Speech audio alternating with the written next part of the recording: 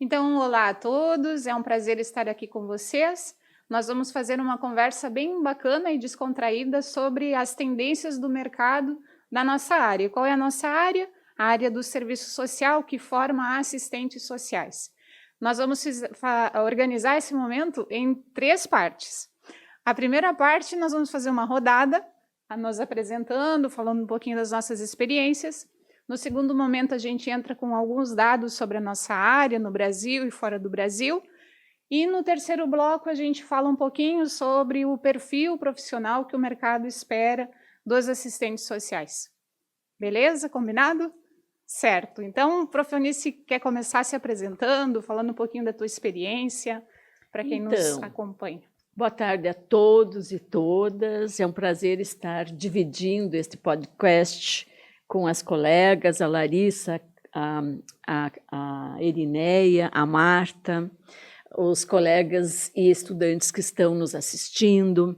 Então, em verdade, eu sou formada no século passado. Eu atuei fortemente na política de assistência social, sobretudo no período em que começa, a partir da Constituição de 88 e da Lei Orgânica de Assistência Social, começa o processo de descentralização político-administrativo, né, em que os municípios começam a assumir o protagonismo do planejamento, da execução e da avaliação. Então, o meu ponto de partida na política de assistência social, propriamente dito, full time, foi a partir desse período, e sempre trabalhei no nível estadual. Então, no nível estadual, no governo do estado do Rio Grande do Sul, eu atuei na gestão estadual, praticamente em 2 grandes atividades, que são relativas à responsabilidade do Estado subnacional, no caso, Estado do Rio Grande do Sul. Uma que é a questão da assessoria a municípios, para que esse processo de municipalização ocorresse, processos de capacitação de trabalhadores e uma experiência muito interessante e singular, que foi monitoramento e avaliação da política no início dos anos do século XXI. Então, do ponto de vista da execução profissional, eu percorri esse processo. E depois, também no início do século XXI, eu ingressei na universidade, na Unisc, onde eu permaneço até hoje na atividade de docência e pesquisa e extensão. E a tua formação foi... Tu fez o curso foi na PUC? A minha formação, a graduação foi em Santa Catarina, no oeste catarinense, né? Depois eu vim para Porto Alegre e fiz especialização em especializações. Eu fiz 3 especializações, e depois eu fui para o mestrado e doutorado, mas bem mais tarde. Então, quando eu já estava na docência. Que legal. Eu acho que vale comentar, né, com vocês que estão aqui, que a Prof. Eunice, ela nos lembra as origens do curso de Serviço Social da Unisc, né? Acho que é bem importante frisar isso. Estamos compartilhando sobre a experiência profissional, né? Então, a gente tem aqui um pilar de quem acompanhou o curso desde a sua gênese até 20 anos, mais de 20 anos depois, né? Na modalidade presencial durante mais de 2 décadas e depois os últimos 5 para 6 anos na modalidade EAD também. Muito legal. Boa experiência. E daí, Erineia, vamos ficar no meio termo, porque agora a gente vai, viu, Larissa? A gente vai jogar a bola para a Erineia, porque a Eunice é de outra geração, e a Erineia é a mais nova entre nós, das assistentes sociais. Então, ela segue o baile aqui, só para a gente ir dando equilíbrio para a conversa. Então, meu nome é Erineia. Sou recém-formada, como tu dissesse, né, Marta? Então, minha graduação foi recente, e 2023, na verdade. E já 2024 já iniciei a especialização no programa de residência multiprofissional do Hospital Santa Cruz, com ênfase na área materno-infantil. E enquanto a professora estava falando, eu voei, assim, pensando como eu sou privilegiada, né, de pegar o processo já, vamos dizer, encaminhado, porque provavelmente naquele início lá foram batalhas difíceis, né, no nosso fazer profissional até chegar aqui. Hoje, o aluno graduado, ele já pegou uma boa, ele já não pega mais uma boa parte da luta que foi para chegar até onde estamos hoje, né? Uhum. Então, temos esse compromisso de seguir com essa luta. Que legal. E aí, fala um pouquinho da tua experiência. Hoje tu é residente, tu se formou em 2023 e a primeira experiência que tu teve, né? Concluiu o curso e já foi para residência. Já fui para residência, exatamente. Olha que bacana.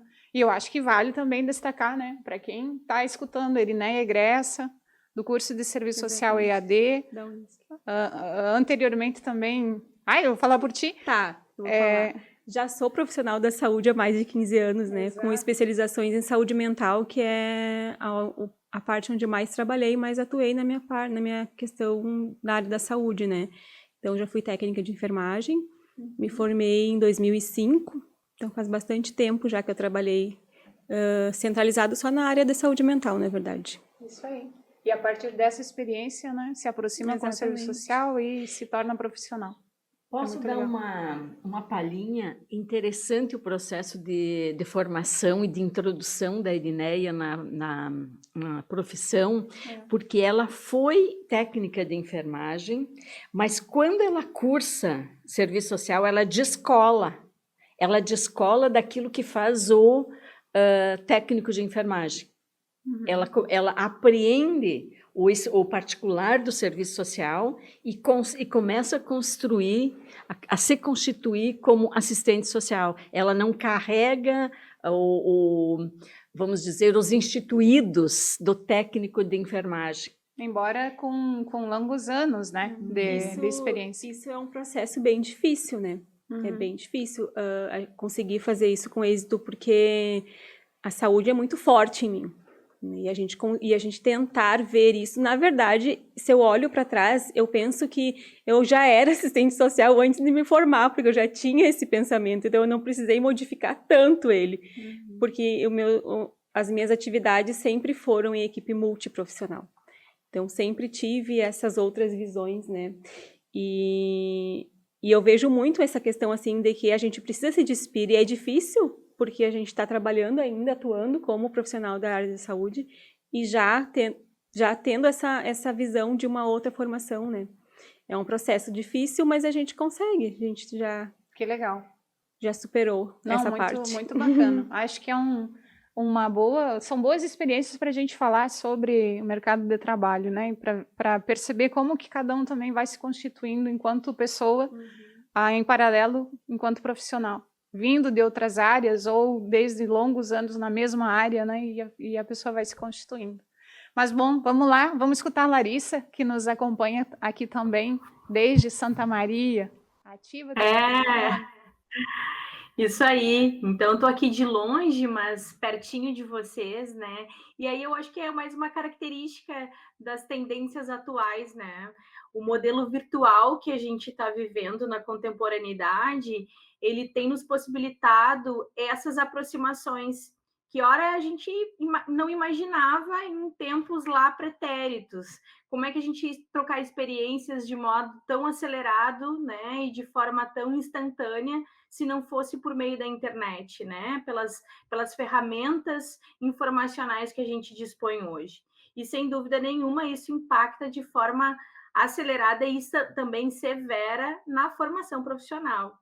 E aí eu vou lembrar disso porque eu me formo em meados dos anos de 2009, início do ano de 2009, eu ingresso em 2005 na graduação, aqui na UFN, hoje a gente chama de UFN, né, Universidade Franciscana, aqui de Santa Maria, em serviço social, e naquele período a gente tem, então, o início, assim, de um movimento dentro da profissão, de um processo de expansão das universidades, né, da educação à distância. Então, a gente vê um processo que se inicia nos anos 2000, que não era presente antes disso, e que vai mudar de forma considerável a formação em serviço social.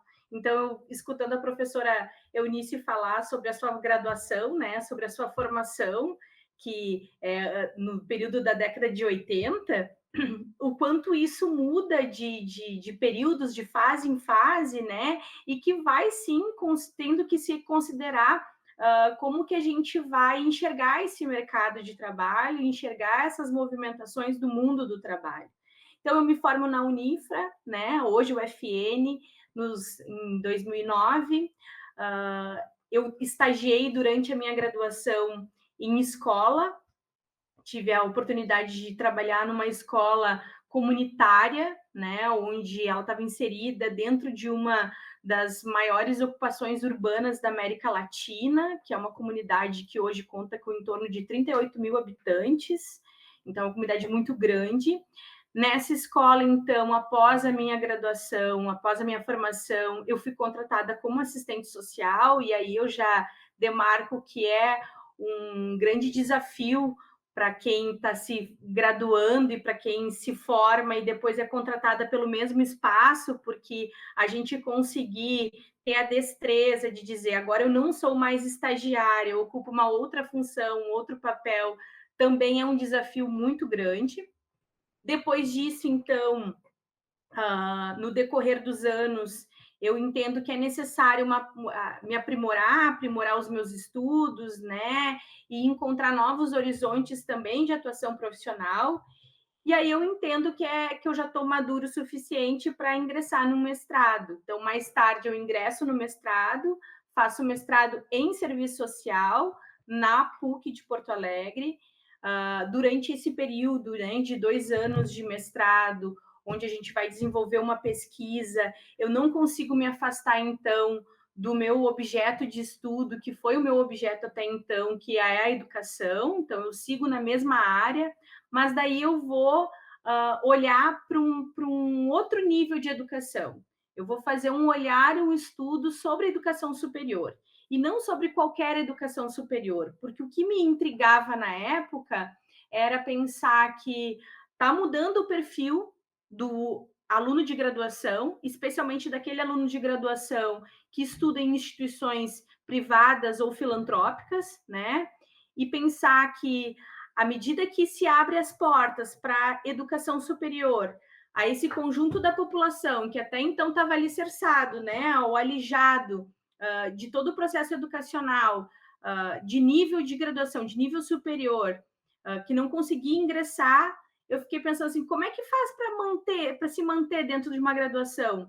Né? Como é que esse aluno garante não só o acesso, mas a sua permanência? E será que isso é responsabilidade desse aluno? É responsabilidade desse indivíduo? Ou o Estado tem as suas funções aí para garantir a sua permanência? Então, eu vou para o mestrado para estudar sobre o acesso e a permanência de alunos pronistas na educação superior, né? Em instituições filantrópicas, e vou descobrir um mundo assim que vai mostrar os inúmeros atravessamentos que fazem parte desse contexto de estudo. Mais adiante, então, depois disso, concluo o mestrado e eu tenho o privilégio de voltar para minha cidade, voltar para Santa Maria e começar a dar aula na universidade em que eu me formei. Então, eu começo a dar aula na Unifra, eu fico durante 5 anos como professora da graduação do serviço social, mas não me restringe apenas à graduação em serviço social. Então, eu tenho a possibilidade de dar aula em outros cursos da universidade, desde arquitetura e urbanismo até os cursos da área da saúde, né, que é uma área que, sem dúvida nenhuma, é uma área afim. E durante esse período também, eu tenho outras experiências com projetos de extensão, com projetos de pesquisa, na área da educação, porque não deixo, né, essa área de lado de forma alguma, não só como como docente, mas como assistente social. Então, eu tenho um projeto de extensão dentro de uma escola, de uma comunidade, depois um projeto de extensão dentro de uma unidade de pronto atendimento. Daí eu começo uma aproximação muito bacana com a área da saúde, que é uma área que a gente pouco se apropria, ou até então se apropriava. Então, eu vou construindo e tecendo outras relações dentro da universidade e me possibilitando também experiências como assistente social lá no exercício cotidiano. Para além disso, né, trabalhei durante um período também numa instituição de abrigo, né, para crianças, né, crianças e adolescentes. Acho que foi uma experiência extremamente rica, assim. Todas são, mas sem dúvida algumas nos tocam um pouco mais, porque a gente está tratando de crianças que romperam todos os vínculos com a sua comunidade, com a sua família, com as suas origens. Então, isso tem uma outra tônica na nossa formação e no nosso exercício profissional. Sigo, então, depois desse período, depois desses 5 anos, volto para a academia agora como estudante, faço doutorado em serviço social também pela PUC, mas daí eu começo a estudar em virtude dos próprios movimentos que acontecem na sociedade brasileira, um outro tema que também me foi muito caro ao longo das minhas experiências profissionais, que é discutir um pouquinho sobre a participação social, sobre os movimentos sociais, de como a sociedade se articula, de como a sociedade se movimenta, de como que há uma pressão sobre a gestão pública, né, sobre o Estado brasileiro. Depois disso, então, depois de concluir a minha pesquisa, que foi uma pesquisa que, sem dúvida nenhuma, me trouxe muitos elementos para pensar sobre as nossas tendências atuais sobre o mercado de trabalho para assistente social. Eu concluo a minha pesquisa e volto, então, para a academia, mais tarde, aí como docente da Universidade Federal aqui de Santa Maria. Eu fico durante 2 anos como professora substituta aqui desse departamento. Depois de concluir esse meu período de 2 anos, ainda fico mais 1 ano e meio como professora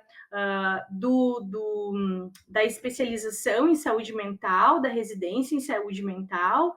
E aí eu digo que o quanto que a experiência lá atrás, na unidade de pronto atendimento, com as inúmeras demandas que foram sendo apresentadas dentro de uma emergência, elas me possibilitaram, né, ter um conjunto de exemplos e de experiências sobre a saúde, e que hoje contribuíram sem nenhuma dúvida, né, para colaborar na formação de outros profissionais que ali se encontravam. Então, assim, acho que foi experiências que são diversas, sem dúvida nenhuma, mas que deram muito êxito, assim, no sentido de a gente conseguir, a partir disso, contribuir com outras formações e com outros processos reflexivos de alunos que se encontram na graduação ou que se encontram numa pós-graduação.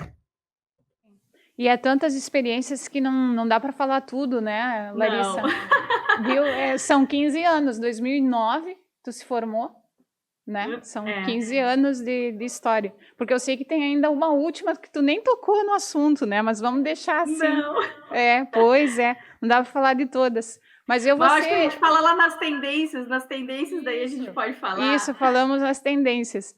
Eu vou ser bem breve, assim, eu me formei, viu? Me formei na Universidade do Oeste de Santa Catarina, do extremo oeste, né? Eu sou nascida naquela terra, Barriga Verde, e isso foi em 2013, um pouquinho antes, bem ali, final de 2012, início do 2013. Depois eu fui fazer mestrado em educação na Federal Fronteira Sul, a primeira universidade federal do extremo oeste catarinense. Até então a gente só tinha a UFSC, historicamente. Então foi a primeira universidade pública federal que chegou lá. No primeira turma eu entrei. Primeira turma do mestrado em educação entrei. Em segundo lugar eu fiquei, de uma disputa de mais de 500 pessoas. Aquilo me surpreendeu. Me selecionou um professor pesquisador que nunca tinha visto, por causa da redação. Veja só. E depois disso, fiz o mestrado em 2 anos, tive uma experiência... quando fiz graduação também fiz uma experiência internacional, de 2 anos em Moçambique, com a gestão de projetos. A gente atendia um centro de crianças órfãos, né? Que foi uma experiência muito valiosa também, no quesito gestão em si, de tudo que a gente imagina, inclusive gestão do recurso que não se tem, que a gente tem muitas experiências também, né? Na nossa área, dá para falar um pouquinho disso depois. E depois fiz o doutorado, enfim, e no entremeio trabalhei também no SESC com projetos sociais, com interfaces com políticas públicas de vários municípios lá da minha terra. E, bom, depois era muita maluquice ficar fazendo doutorado em Porto Alegre e voltando para Santa Catarina e tal, e foi quando comecei a docência aqui na Unisc. Isso foi em agosto de 2016, que eu comecei a atuar aqui como docente, em concomitante do doutorado, e depois seguimos aqui, né? Foi onde eu conheci a Prof. Eunice, foi onde conheci a Idineia como estudante, agora como colega. É uma experiência bonita. Então, assim, a gente fecha um pouquinho esse primeiro bloco, né? Olha que diversidade de experiências em 4 seres humanos assistentes sociais que se encontram aqui, né? Que resumiram de forma resumida. Isso, habilidade resumida. Quem não conseguiu resumir foi a Larissa, tá? Uma crítica para ti, Larissa. Mas falou para Dedéu, viu? Como a Larissa é visitante... Eu assumo, o meu poder de síntese é muito curto. Só que olha só que engraçado, porque o Lucas está aqui, não levantou nenhuma placa, viu? Gostou de escutar, né? Quer dizer, né? Mas, Larissa, como tu é nossa convidada especial, então a gente deixa. Pois. Foi lindo te ouvir. Foi mesmo. É isso aí, pessoal, obrigada pelas experiências, né? A gente vai fechando esse primeiro bloco que nós acordamos. Então, vamos para o segundo, tá? Segundo bloco, a gente vai falar um pouquinho sobre quantitativo de profissionais, misturado com essas experiências, né? As nossas áreas de atuação que mais estão em tônica ou que se abrem no século XXI, né? Já que estamos na temática século passado, século presente, no século XXI. Tá? Então, assim, eu tenho uma notícia aqui do nosso Conselho Federal de Assistentes Sociais, é a última que eu encontrei, tá? Não sei se vocês têm algum dado mais atualizado, mas no Brasil nós temos hoje mais de 240 mil assistentes sociais. Esse dado é de abril de 2024, é o último que eu encontrei. Eu encontrei um posterior que dizia em 242, 2 mil a mais, então não sei bem certo o número, mas me mantive nessa, que é uma informação mais oficial do nosso Conselho Federal do Cefes. Ele fala isso, nós somos o 2º país que mais tem assistentes sociais do mundo, a gente só perde para os Estados Unidos da América, que é o país que está lá na frente, né? E depois o ranqueamento vai. Então, nós somos o 2º do mundo. Desses 240 mil assistentes sociais, olha só, 49,7% atuam na política pública de assistência social, ou seja, metade. Metade dos assistentes sociais brasileiros com o CREA ativo, né, que esse dado se baseia nisso, estão atuando na política pública de assistência social. Os outros 50%, a gente poderia se perguntar onde estão, né?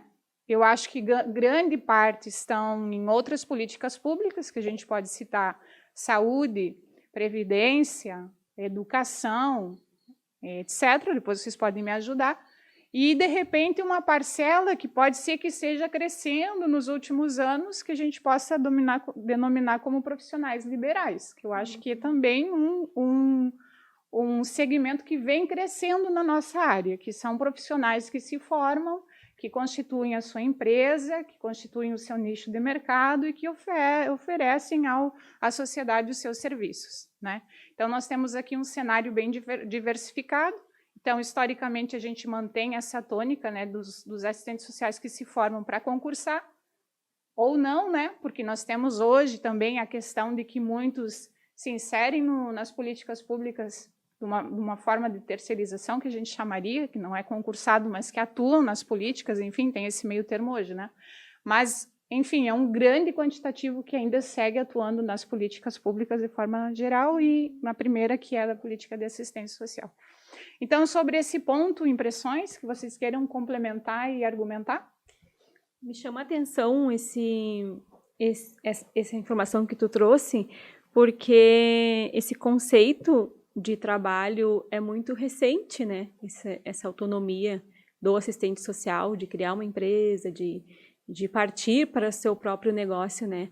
Porque precisa de muita diversidade para ele trabalhar sozinho, né? Na verdade, ele não vai trabalhar sozinho, mas ele vai atuar de uma forma mais autônoma, né? Então, ele precisa estar mais atualizado nas questões, né, do mundo, nas questões, nos instrumentos de trabalho que ele vai utilizar. Então, acho que é uma tendência não só do assistente social, mas da própria evolução, né, do trabalho, assim, como geral. Verdade. Então, me chamou bastante atenção, porque o quanto esse profissional precisa se preparar para estar nessa atividade mais, vamos dizer, mais promissora, né? Porque eu acho que é bem promissora essa área. Na verdade, muda tudo, porque assim, quando você trabalha numa instituição pública, por exemplo, você está gerindo, obviamente, algo que é muito caro, que é uma verba pública, né? Você faz essa gestão também. Mas aí, quando a gente trata do profissional liberal, a gente trata de um profissional que pensa exatamente em tudo que se imagina que é preciso para que o trabalho aconteça. Exatamente. E aí ele precisa gerir esse universo todo. Então, não é algo que você sabe que existe um percentual que mensalmente você vai receber e que aquilo é importante para onde vai, o que corresponde cada rúbrica, né? No profissional liberal, a gestão ela é de outra forma, enfim, mas é super interessante também. E buscando a própria informação, né? Ele se desafia nesse momento, né? Onde busca a informação como de forma integral, né? Então, ele precisa ter essas ferramentas prontas, assim, para utilizar, né? Durante num interregno das minhas atividades profissionais já relatadas, isso foi em 2001, eu e uma colega, outra assistente social, nós criamos uma empresa que chamava Vicari Pestano.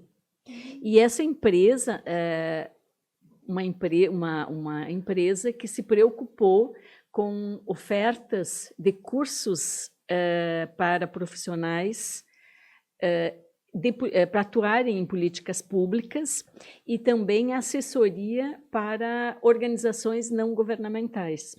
Foi uma experiência muito interessante, porque isso ainda não era muito habitual trabalhar como autônomo.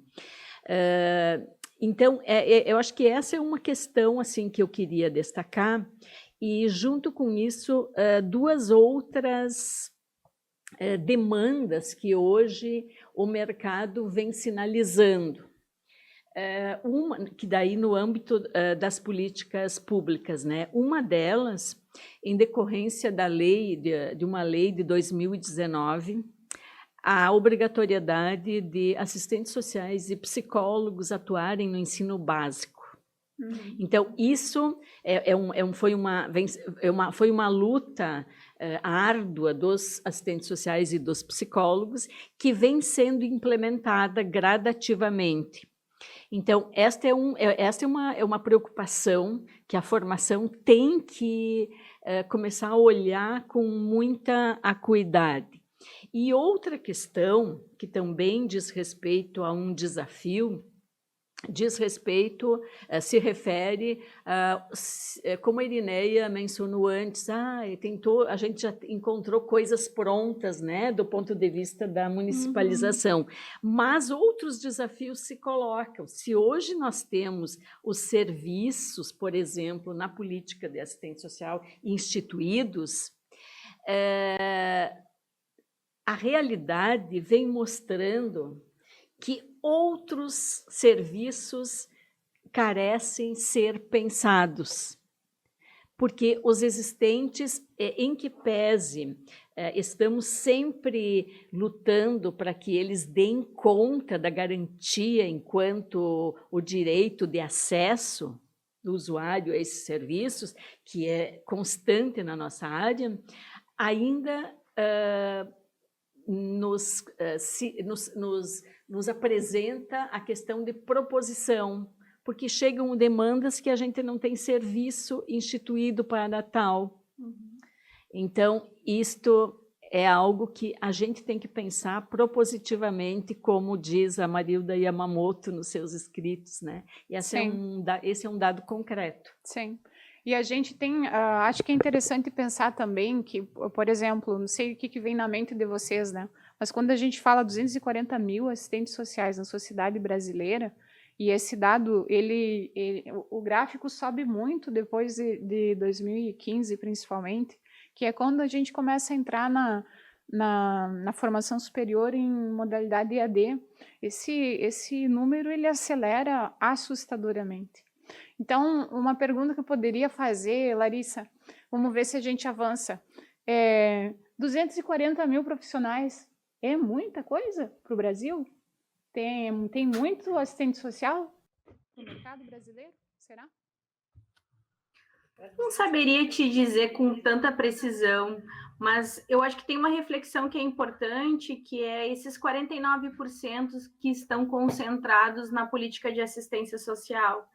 Se a gente parar para pensar, até a década de 90, meados da década de 90, a área que mais concentrava assistentes sociais era a saúde, que mais contratava era a saúde. Então, a gente tem uma mudança de perfil bem significativa. E isso se dá, sem dúvida nenhuma, em virtude da consolidação dessa política nacional, em que a gente vai ter a tipificação dos serviços socioassistenciais, a gente vai ter a ampliação desses equipamentos públicos, como CRAS, CREAS e outros tantos serviços da política pública, né, pelos municípios distribuídos em todo o território nacional. Então, isso é importante a gente pensar que esse movimento da política pública também vai impactar de forma substancial aonde nós vamos estar, então, inseridos. E eu acho que essa atenção que a professora Eunice faz a essa legislação de 2019, é a Lei 13.935, né, onde a gente vai ter a previsão de psicólogos e de assistentes sociais na política de educação. Ela é importante porque isso também daqui a uns, não digo nenhuma década, quem sabe menos do que isso, também vai poder estar alterando este cenário, porque olha, o campo da educação já é um campo extremamente consolidado, é uma política extremamente consolidada, né? Diferentemente da política de assistência social, que ela precisou, durante estes anos, vir a ser consolidada, né? Então, tem a sua referência, o seu reconhecimento como uma política pública. Então, a gente vai mudando, aos poucos, esse perfil. E tem um outro elemento que eu acho que me chama também muito a atenção, é de pensar sobre esse movimento, que é um movimento do mundo do trabalho, que é o movimento das terceirizações, que é um movimento que cada vez mais tem impulsionado que profissionais, né, agora sigam de forma liberal, né, que atuem de forma liberal. Ao mesmo tempo que é uma tendência, não significa que toda tendência ela é necessariamente positiva, né? A gente também tem que pensar por que isso se torna uma tendência no contexto atual. É porque a gente tem uma redução dos postos formais de trabalho ou porque a gente tem um contingente profissional bastante expressivo que não consegue mais absorver todos os profissionais formados na graduação. Então, são questões que a gente precisa, daqui a pouco mais, refinar, apurar um pouco mais o nosso estudo, o nosso olhar, para entender, né? Não significa também que é uma coisa ou outra, pode ser inúmeras dimensões que envolvem esse cenário, né? E eu acredito que sim, eu acho que tem questões envolvendo um contingente de profissionais bastante expressivo, né? E um contingente diverso agora, porque a gente vai ter que falar sobre a qualidade da nossa formação, que tipo de formação que a gente está hoje disponibilizando ou dispondo para esses futuros assistentes sociais, né? Então, por que a gente tem um contingente tão grande? Por que esses profissionais também não estão todos inseridos dentro deste modelo formal de trabalho, né? Acho que são questões que ficam para nós como alerta e que, sem dúvida nenhuma, vão impactar, por exemplo, na próxima geração, né? Dos que virão aqui daqui uns 10 anos, que vão sentar aqui num podcast e vão conversar, talvez, conosco sobre esse novo cenário. É verdade. Eu ainda acrescentaria como terceira opção, o próprio perfil do trabalhador hoje. Eu acho que isso é importante a gente considerar, assim, o perfil dos profissionais que hoje não querem estar dentro de uma instituição, querem trabalhar com as questões, com as políticas públicas, enfim, com todo o fazer profissional, mas não querem estar dentro de uma instituição. Então, essa mudança de perfil, ela acompanha as evoluções, né, mundiais. Então, a tendência é que daqui a pouco, sim, eu consigo organizar o meu tempo dentro daquilo com que eu proponho a trabalhar, né? E aí busca outras alternativas também de estar trabalhando com as políticas em outros setores, que hoje a gente não ocupa, né? E se a gente olhar para trás, espaços que hoje são ocupados, antigamente não eram, né? Então, daqui a pouco, no futuro também ocuparemos outros espaços com outros perfis profissionais de pessoas mais atuantes realmente nesse novo modelo de trabalho, né? Exatamente, eu acho que é muito dinâmico, né, falar sobre mercado de trabalho, não tem como falar sem considerar tudo que se atravessa a cada tempo histórico, né? Então a gente está falando de um tempo histórico de 2024, num cenário, né, que tem a questão das terceirizações, que tem a questão de uma ascensão do profissional liberal e tantas outras que a gente poderia também comentar, né? Então, precisa levar em conta todas essas como chamaríamos? Elementos, né? Que definem esse mercado. E acho que a Irineia pegou um gancho que nos leva para o terceiro bloco, né? Tu fala da questão do perfil. Eu acho que isso conversa de uma forma bem direta com a gente estava falando do mercado em si, né? Do quantitativo de profissionais. Então, qual o perfil que esse mercado hoje considera, né?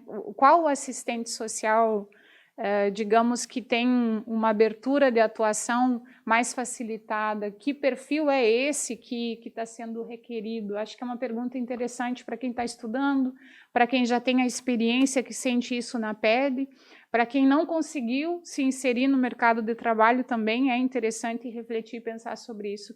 Existe um perfil padrão, será? Ou existem perfis que precisam ir sendo percebidos e notados, né? E desenvolvidos, quem sabe, para conseguir essa inserção no mercado de trabalho, né? Eu acho que isso é uma temática bem interessante também.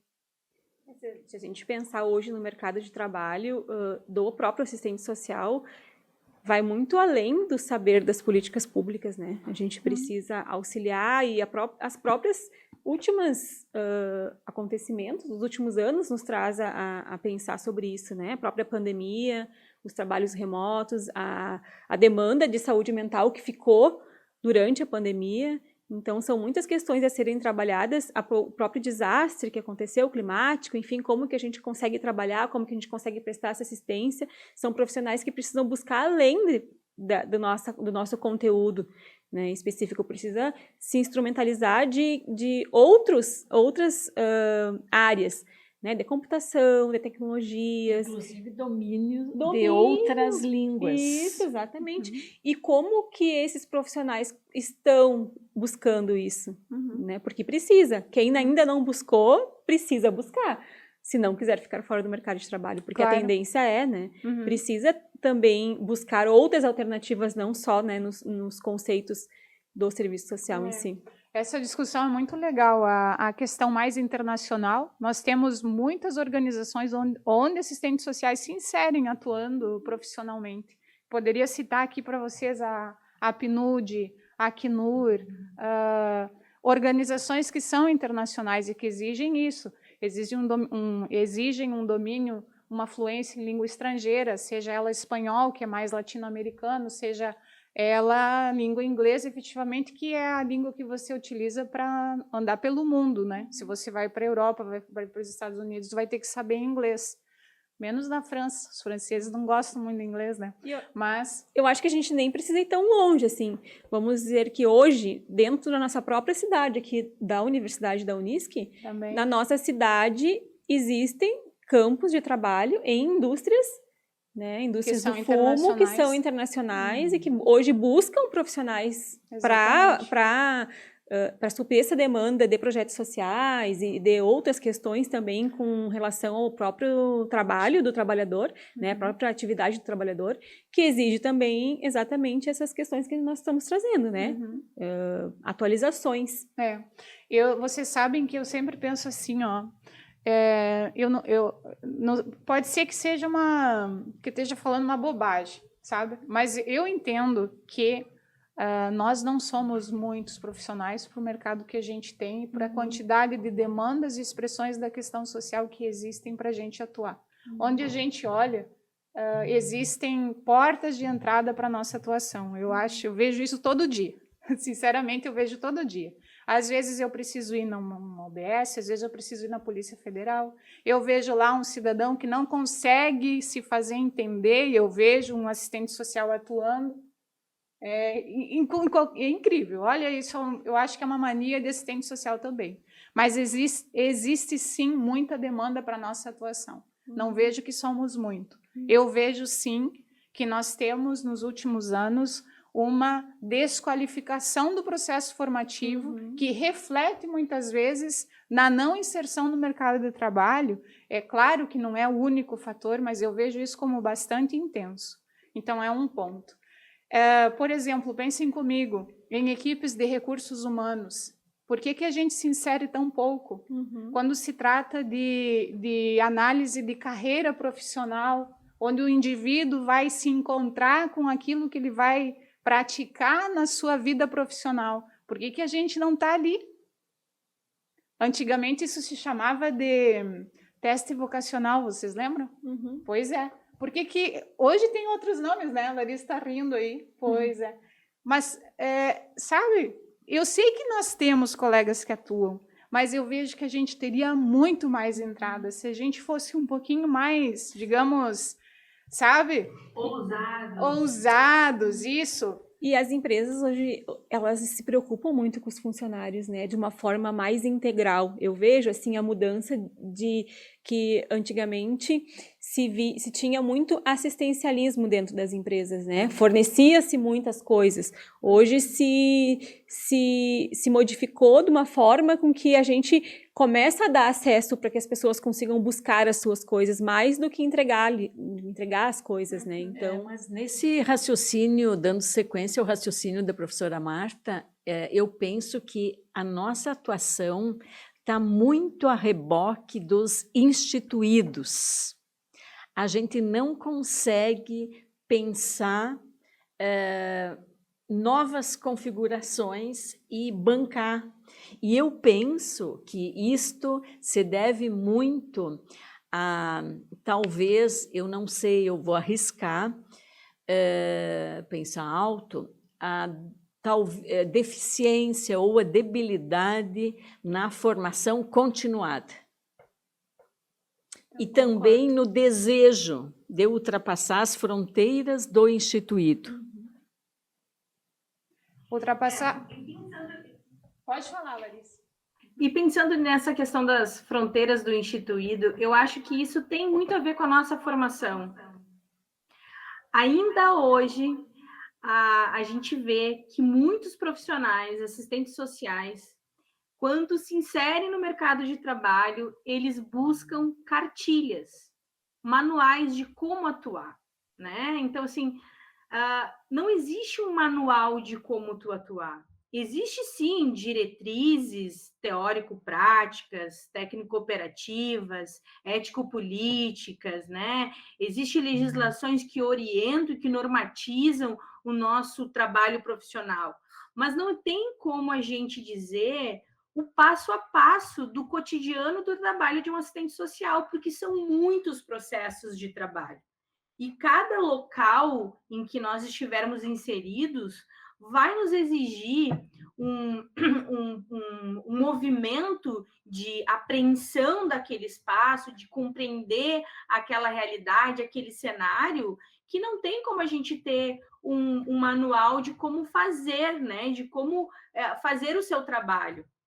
E aí, quando a gente está muito atrelado a isso ainda, ao instituído, o que a instituição demanda para que eu faça, eu restringo o meu poder, a minha potência de criatividade. E aí, quando a gente recorre a uma outra modalidade de contratação, de vinculação de trabalho, como é o trabalho autônomo liberal, que é, por exemplo, o trabalho que hoje eu exerço, né? Hoje, eu e mais um colega, o André Michel, nós temos uma empresa de assessoria e consultoria em políticas públicas. Então, é em políticas públicas. Nós utilizamos de todo o nosso conhecimento, de todo o nosso arcabouço profissional, para poder empregar esse conhecimento na realidade por intermédio dessa empresa. Então, hoje a gente presta serviços para organizações do terceiro setor, para OCIPs, para municípios, né, para empresas privadas em diversas áreas, não só voltados a assistentes sociais, né, a profissionais nossos pares, né, mas a gente utiliza do conhecimento que nós adquirimos na nossa área, na nossa formação.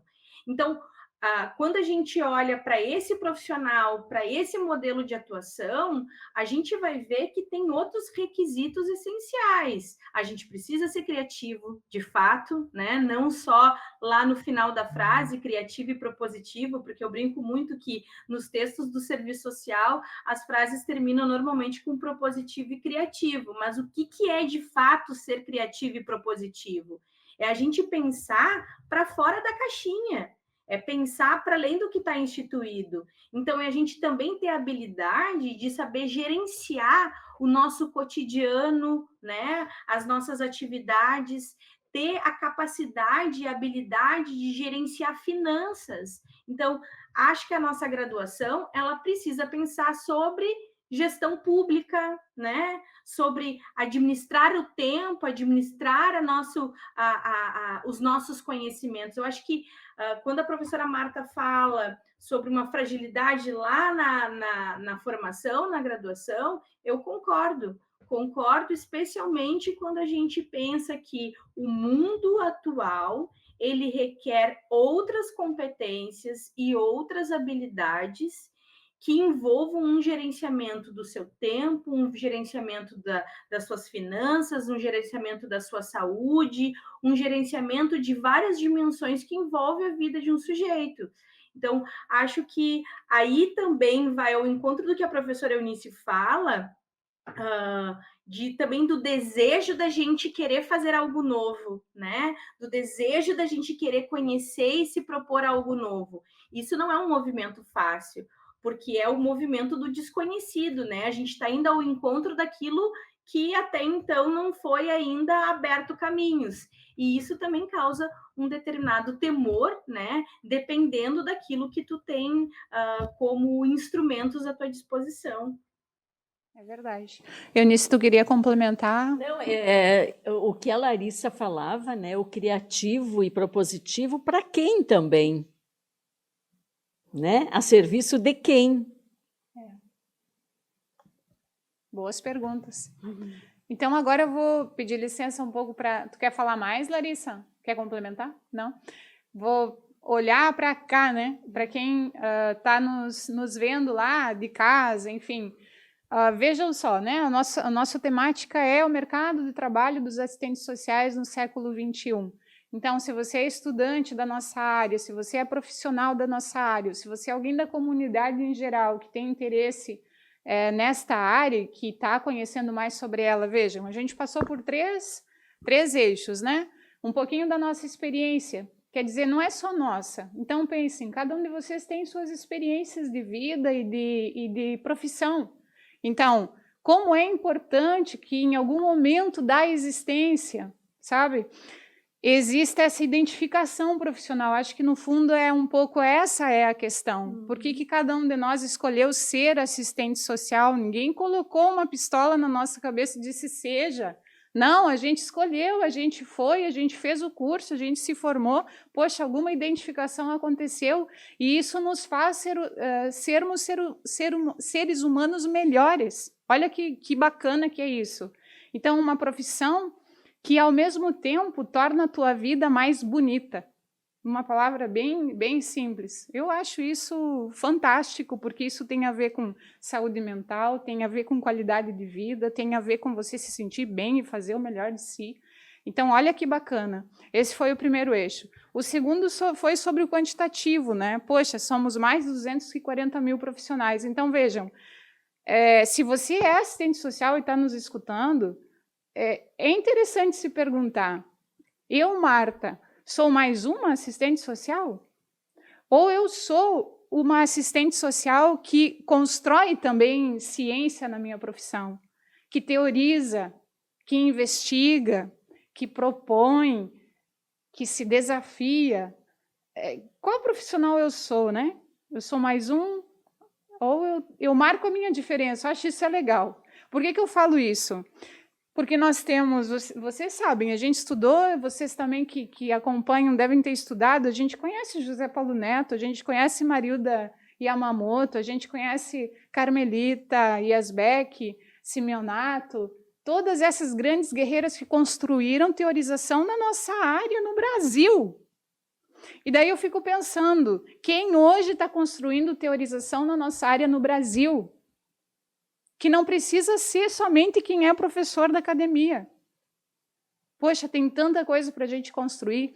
Então, assim, eu me pergunto quase que sempre, que assistente social estou sendo? O que eu posso melhorar? O que eu posso evoluir?